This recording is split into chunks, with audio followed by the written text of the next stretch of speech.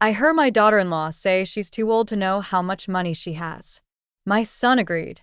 I played dumb. Then I showed them what 30 years as a lawyer taught me. I was standing at the top of my stairs when I heard Caroline whisper to my son David. She's too old to know how much money she has anyway, and my heart stopped when David replied, "You're probably right." I gripped the banister and made a decision that would change everything. I was going to let them think they were smarter than me. What happened next proved that decades in law had taught me more than just how to read contracts. If you're watching this, subscribe and let me know where you're watching from, because you're about to see how a supposedly confused old woman systematically destroyed the people who tried to steal her life. I quietly made my way back to my bedroom and sat on the edge of my bed, processing what I just heard. It was Tuesday, September 12th. I remember the date because it was the day my life split into before and after. Caroline and David were downstairs in my kitchen discussing my mental capacity, like I was already in a grave. What stung most wasn't just the betrayal. It was that David sounded genuinely convinced. Caroline had been working on him, planting seeds and creating doubt about my competency. 20 minutes later, I shuffled downstairs in my slippers, playing the part of the confused elderly woman they apparently thought I was. "Oh, there you are, Mom," David said, his voice artificially bright. "We were just talking about maybe scheduling you a routine checkup. It's been a while since you've seen a doctor." I'd seen Dr. Patterson just 3 months ago and received a clean bill of health, but I smiled and nodded like this was news to me. "That sounds wonderful," I said, settling into my favorite kitchen chair. "You know how I worry about staying healthy at my age." Caroline exchanged a meaningful glance with David. "We just want to make sure you're taking proper care of yourself." That evening, I found David's laptop in his office. The password was his birthday, predictable as always. His browser history told a story that made my blood run cold. Searches for elderly cognitive decline symptoms, memory loss, early signs, and most revealing, Connecticut conservatorship procedures. But the real smoking gun was an email thread between David and Caroline from 3 weeks ago. Caroline had been systematically feeding him incidents, claims that I'd forgotten conversations, made odd financial decisions, and seemed confused about simple tasks, all lies, but presented so convincingly that David had started believing I was declining. She'd been manipulating my own son against me, making him genuinely believe he was protecting me. The cruelty was breathtaking. I spent the next 2 hours printing documents and starting a file that would make my old colleagues proud. If they wanted to play legal games with someone who'd spent decades in courtrooms, they were about to learn why that was a terrible mistake. By Thursday morning, Caroline had launched phase 2 of her operation. She'd helped me by calling my bridge club to cancel my Thursday game because it was too exhausting for someone with my condition. Then she dismissed Rosa, my housekeeper of 12 years, claiming she'd caught her taking small items. Rosa called me that afternoon crying, "Mrs. Thompson, I would never steal from you. Please. You know I wouldn't do such a thing." "Of course you wouldn't, Rosa," I said quietly. "And I'm going to remember exactly who suggested otherwise." Rosa paused. "Mrs. Thompson, are you all right? You sound different." "I'm more all right than some people think." "Rosa, I need to ask you a favor. Have you noticed anything unusual about Caroline's behavior lately? Anything at all?" "Well," Rosa hesitated. "She's been going through your papers when you're napping, taking pictures with her phone. I thought it was strange, but Mrs. Caroline said she was organizing things for you." Perfect. Caroline had made her first real mistake. There was a witness to her snooping. Friday evening brought Caroline's masterpiece suggestion over dinner. "Dr. Patterson is so old-fashioned," she said, cutting her chicken with practiced precision. "Dr. Wells specializes in geriatric cognitive issues, very modern approaches." "I think that sounds wise," I replied, taking a careful sip of my wine. After all, at my age, I should probably have someone who understands these things better. David shifted uncomfortably. At least he still had enough conscience to feel guilty. That night, I researched Dr. Harrison Wells thoroughly. His disciplinary record made for fascinating reading. License suspended for 18 months after falsifying dementia diagnoses in 3 separate cases involving family financial disputes.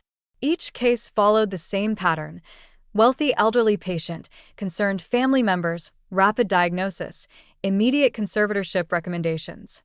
But here's what Caroline didn't know. Dr. Wells had been desperate for money since his reinstatement. His practice was struggling, and he had significant debt from legal fees. Caroline had chosen a corrupt doctor, but also a greedy one who would demand substantial payment. Saturday morning, Caroline announced she'd already made an appointment with Dr. Wells for the following Tuesday.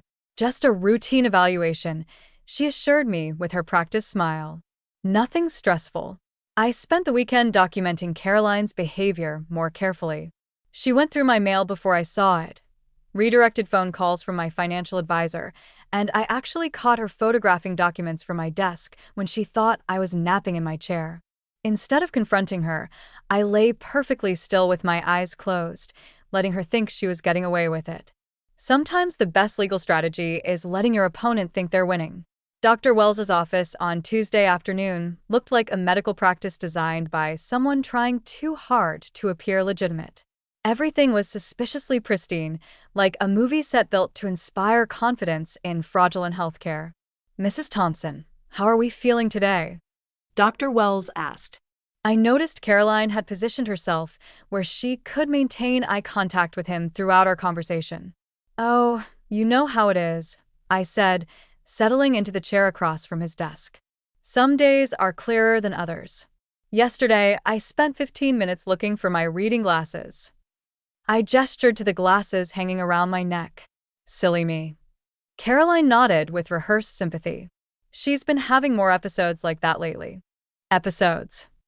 As if normal human moments of distraction were symptoms of neurological disease. Dr. Wells began his evaluation with questions clearly designed to make me appear confused rather than actually assess my cognitive state. When did I last balance my checkbook? Had I ever left appliances running? Did I sometimes forget familiar faces? But I noticed something interesting. Dr. Wells kept glancing at a notepad where Caroline had written specific points. She'd literally given him a script for this fake evaluation. "I'd like to run some cognitive assessments," he announced, producing a tablet. "Standard tests to establish a baseline for your care." The tests were elementary. Remember 3 words. Draw a clock face. Identify pictures of common objects. But here's where Wells revealed his corruption. Whenever I answered correctly, he'd interrupt before I could complete my response, claim I'd made errors I hadn't made, or rush through explanations so quickly that Caroline couldn't observe my actual performance. Decades of cross-examining witnesses had taught me to recognize coaching and manipulation when I saw it. "How do you think she performed?" Caroline asked as we prepared to leave.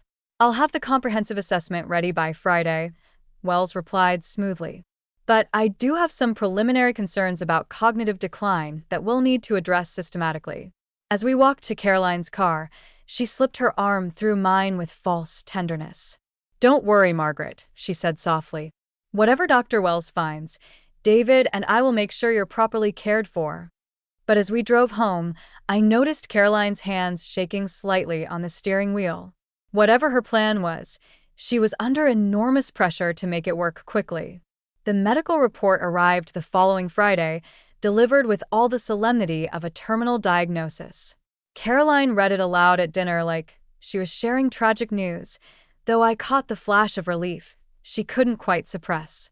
"Moderate cognitive impairment with signs of progressive dementia and poor financial judgment," she announced with practiced sorrow. David pushed his food around his plate without looking up. "What exactly does that mean for Mom's day-to-day life?"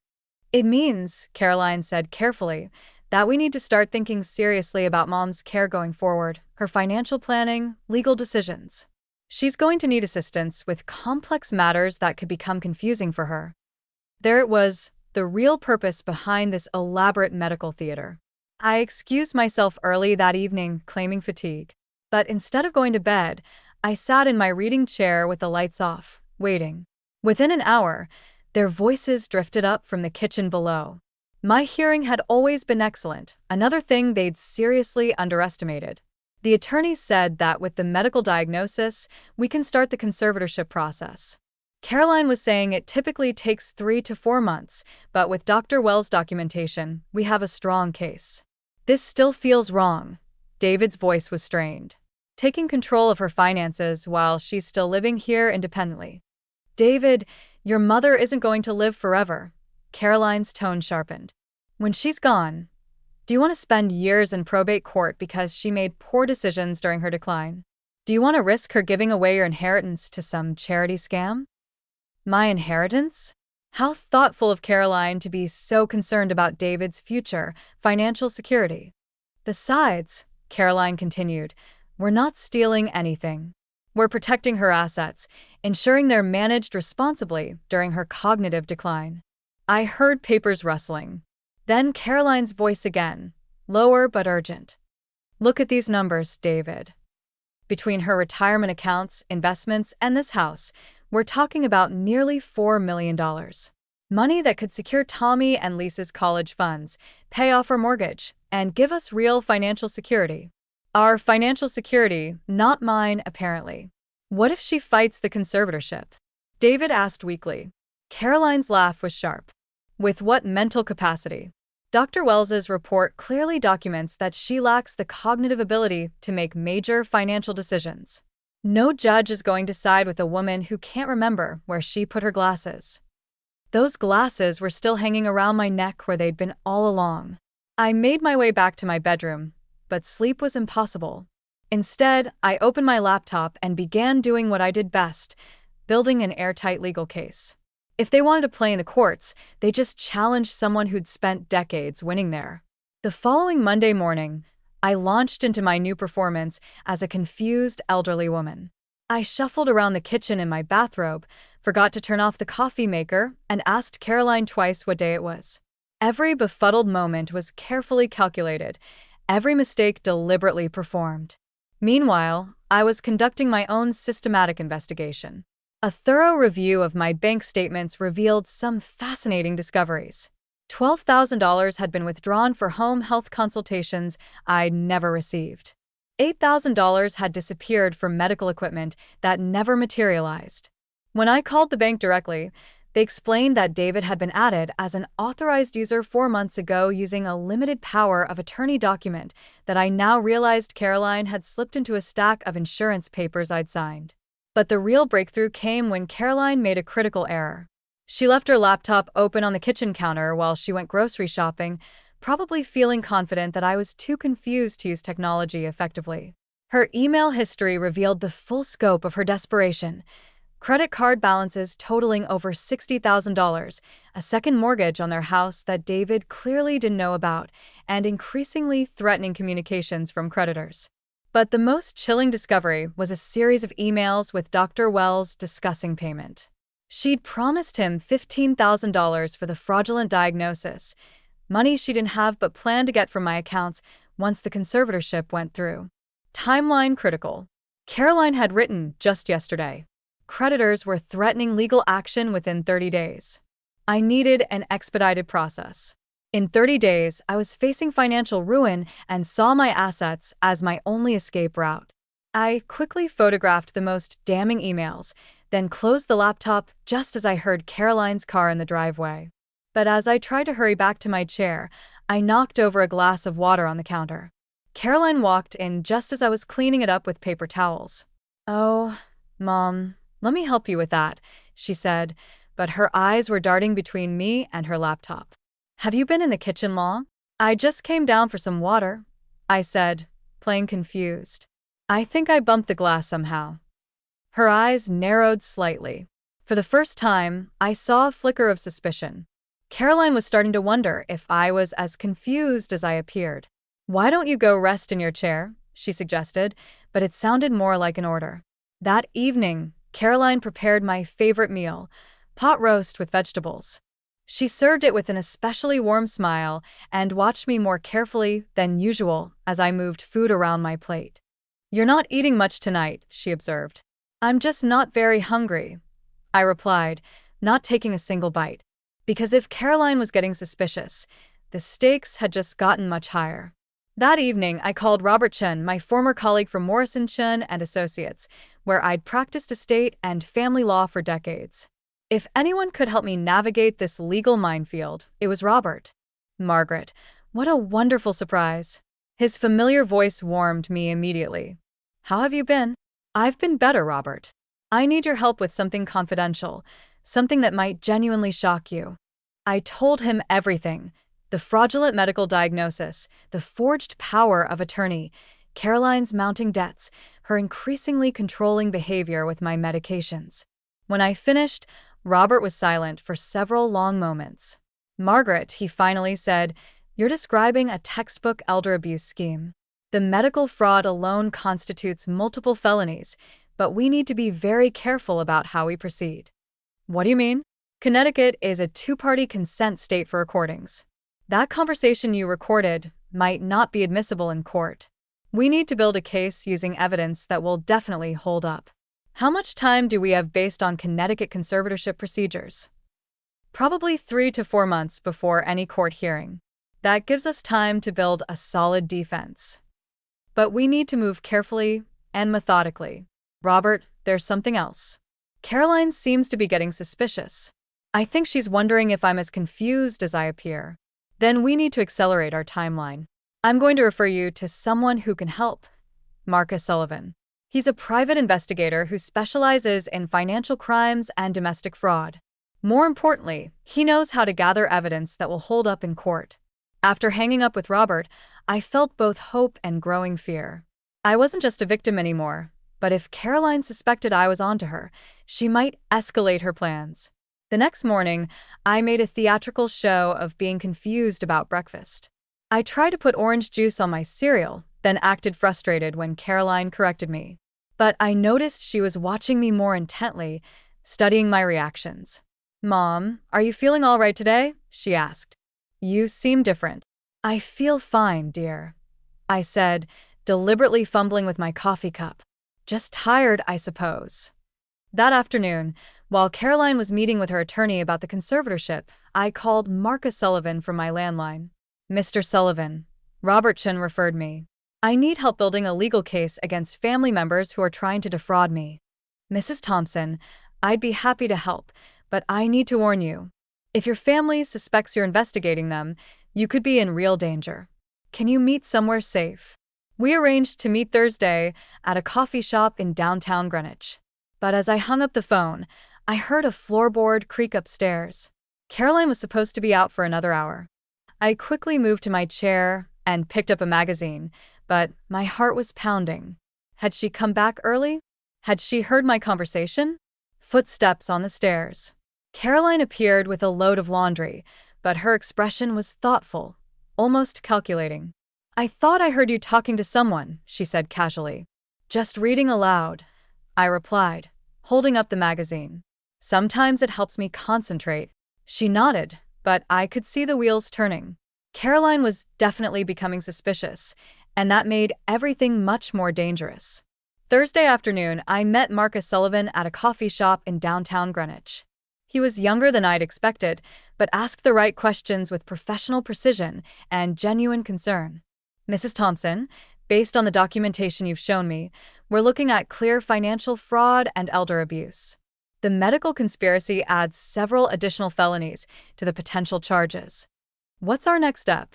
"We gather more evidence systematically, but we do it carefully.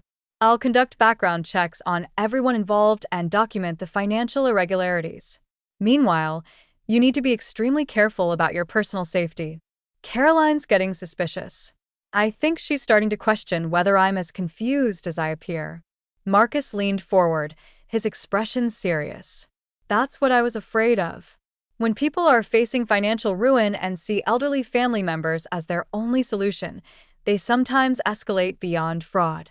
We need to move quickly, but carefully." "What do you mean by escalate?" "I mean your medication, your food, accidents that might not be accidents.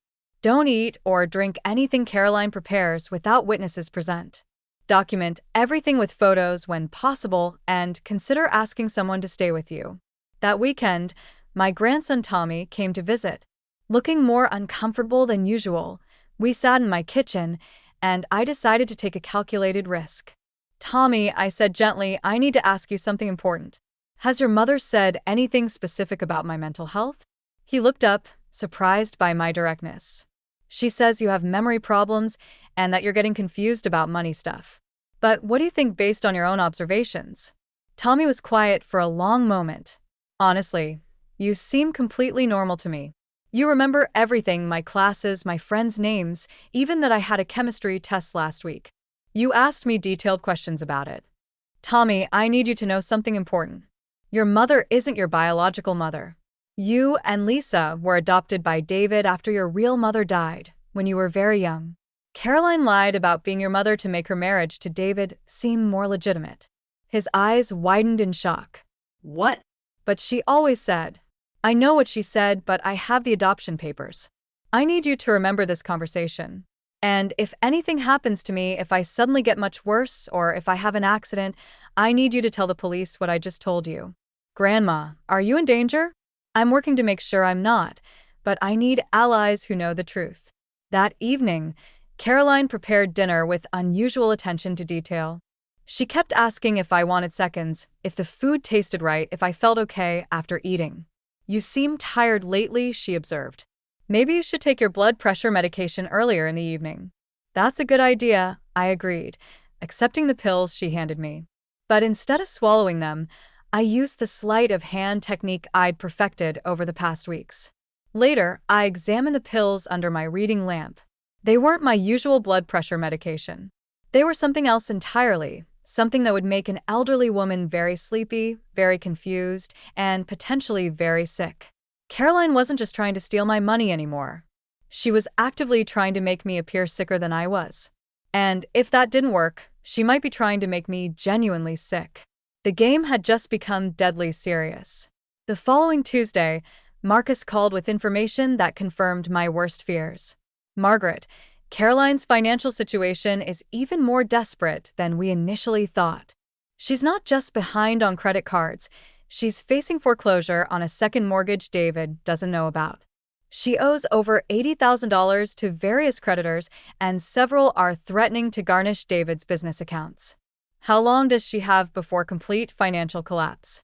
Based on the documentation I've obtained, maybe 3 weeks.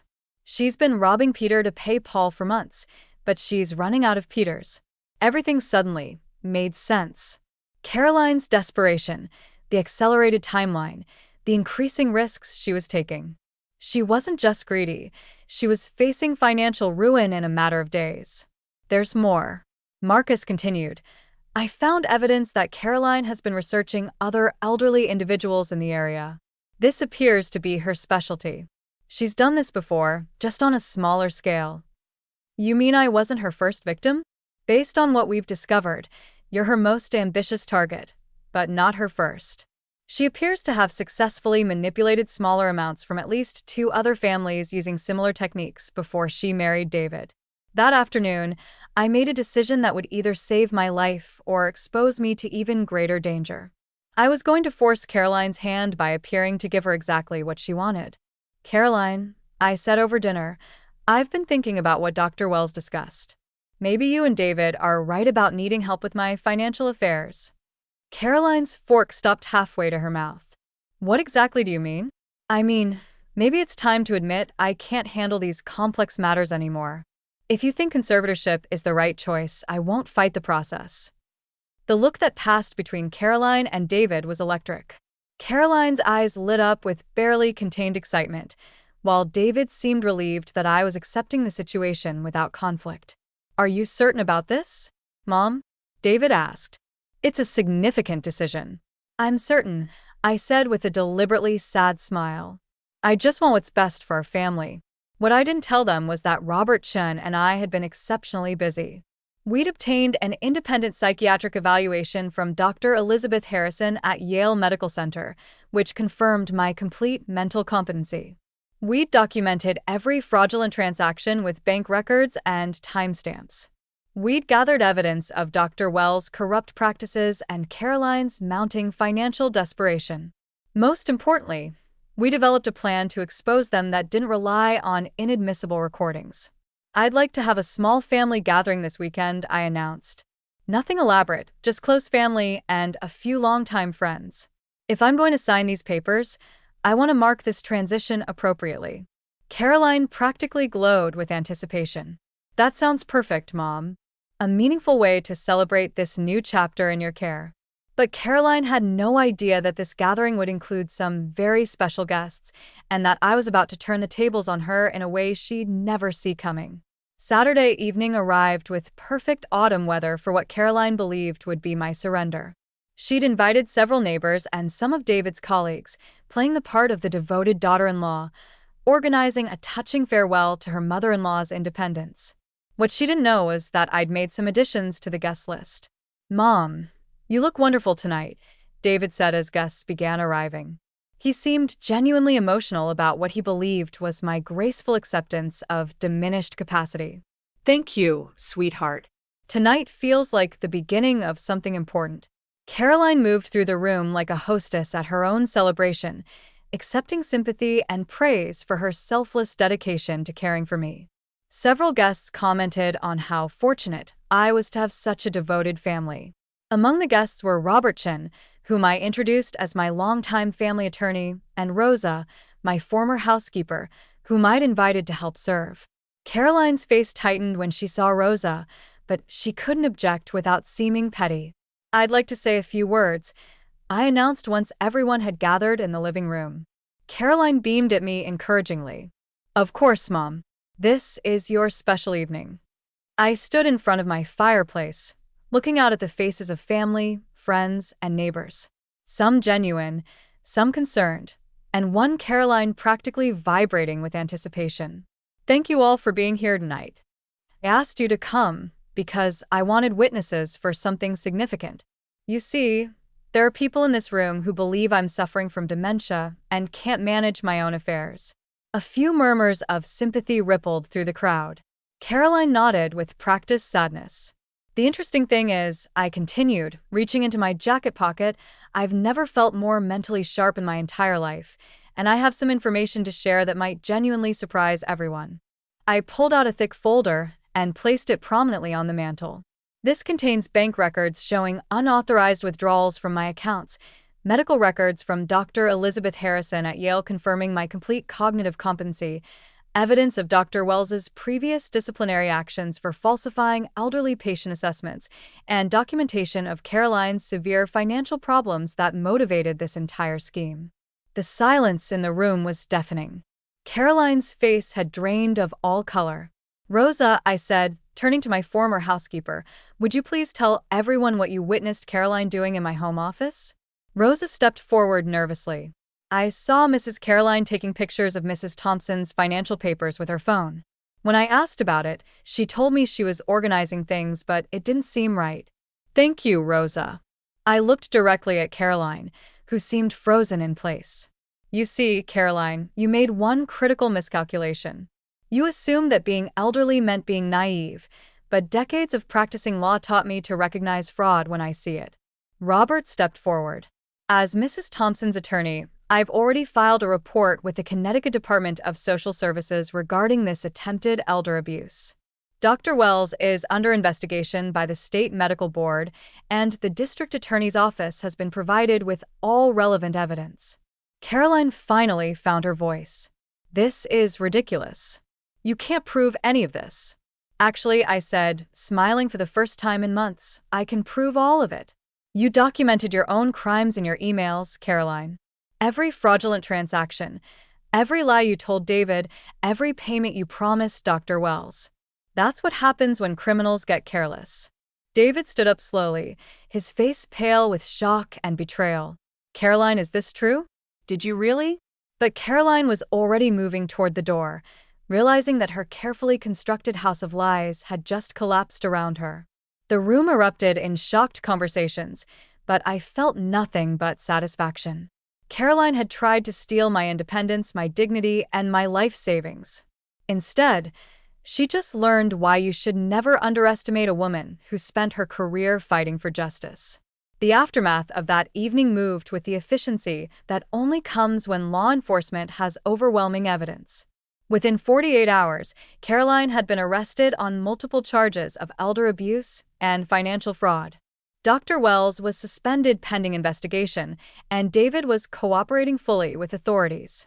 David sat in my kitchen the next Monday morning, looking like he'd aged a decade overnight. I can't believe I fell for her lies, he said quietly. I genuinely thought you were declining, Mom. She showed me incidents, made me doubt my own observations of your behavior. What exactly convinced you I was becoming confused? I asked, pouring him coffee with perfectly steady hands. She claimed you'd had conversations that never happened.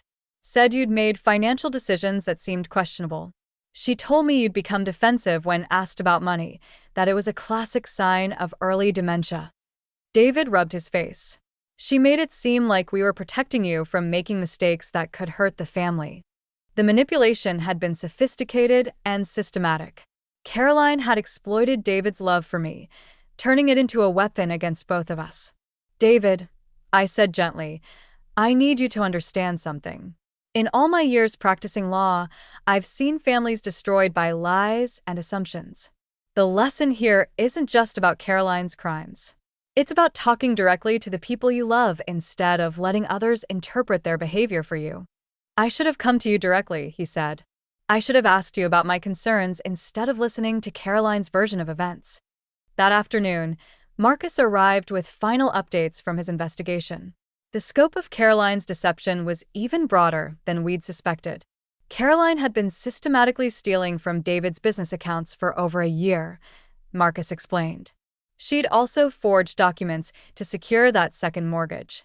Most disturbing of all, we found evidence that she'd researched methods for inducing cognitive symptoms in elderly people. You mean she was actually trying to make me sick? Those pills she was giving you weren't your blood pressure medication.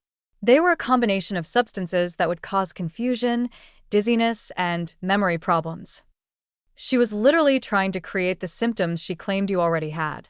Tommy, who'd been listening from the doorway, came in and sat beside me. Grandma, I'm so sorry I didn't figure this out sooner. I should have questioned what she was telling me about your condition. Sweetheart, you helped me when it mattered most by trusting your own observations over her lies. That took courage. What's going to happen to Mom now? The question everyone was afraid to ask. Caroline was facing multiple felony charges that could result in 12 to 15 years in federal prison. Dr. Wells would likely lose his medical license permanently and face significant jail time.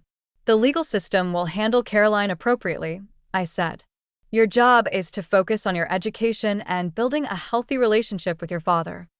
That evening, Robert called with the final pieces of the puzzle. Margaret, we found something significant in Caroline's apartment. She maintained detailed files on you going back over 2 years. Financial records, medical information, even notes about your daily routines and social relationships. 2 years. This was an opportunistic crime. She planned this systematically almost from the beginning of her marriage to David.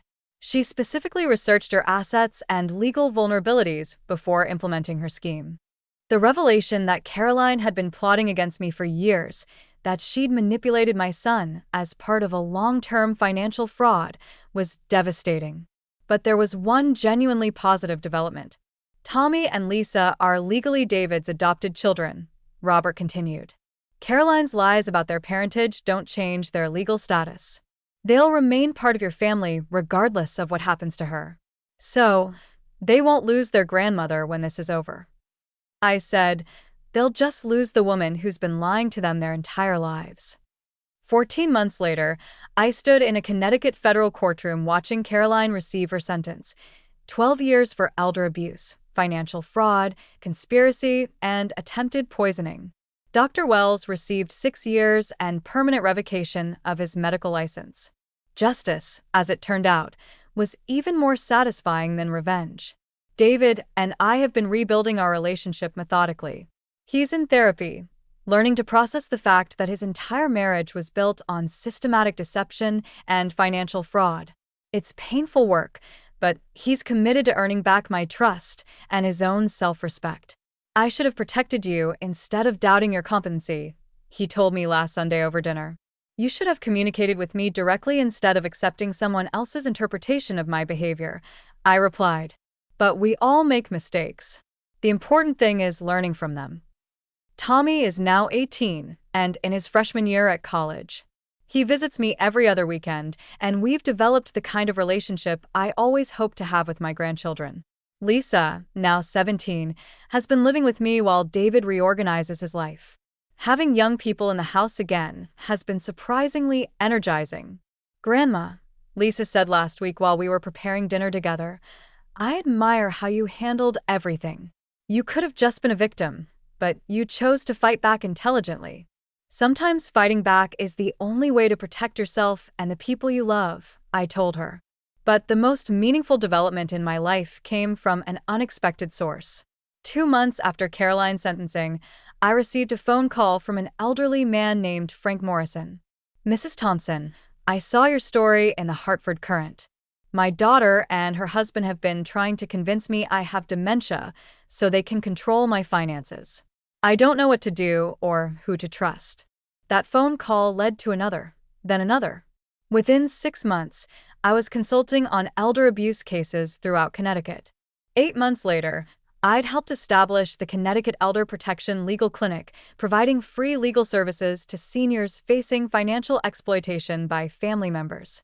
You've transformed your personal nightmare into a way to help hundreds of people, Robert said when we celebrated the clinic's first anniversary. That's what good lawyers do, I replied. We take complex problems and develop systematic solutions. Last month, I testified before a congressional subcommittee about elder abuse, sharing my story and advocating for stronger federal protections. The irony wasn't lost on me. Caroline had tried to convince the world that I was too old and confused to manage my own affairs, and now I was helping to shape national policy. Yesterday, Tommy brought his girlfriend to meet me. As we sat on my porch overlooking the garden Lisa and I planted together, I reflected on how dramatically everything had changed. Mrs. Thompson? Tommy's girlfriend asked, how did you stay so strong through such a terrible betrayal? I thought about her question carefully, watching David arrive for our weekly dinner, seeing the genuine smile on his face as he waved from the driveway. I stayed strong because I remembered who I was, I said finally. For a while, I let other people define me by my age, my supposed limitations, and my apparent vulnerability. But my legal career taught me that the truth always emerges eventually. You just have to be patient enough and strategic enough to make sure you're the one controlling how it's revealed. Caroline thought my age made me weak. She thought my trust made me gullible. She thought my love for my family made me an easy target. She was wrong about everything. The truth is, getting older doesn't make you less capable. It makes you more experienced. It doesn't make you more vulnerable. It makes you more strategic. And it certainly doesn't make you less dangerous to people who underestimate you. It just makes you better at playing the long game. And sometimes the long game is exactly what you need to win everything. Thanks for listening. Don't forget to subscribe and feel free to share your story in the comments. Your voice matters.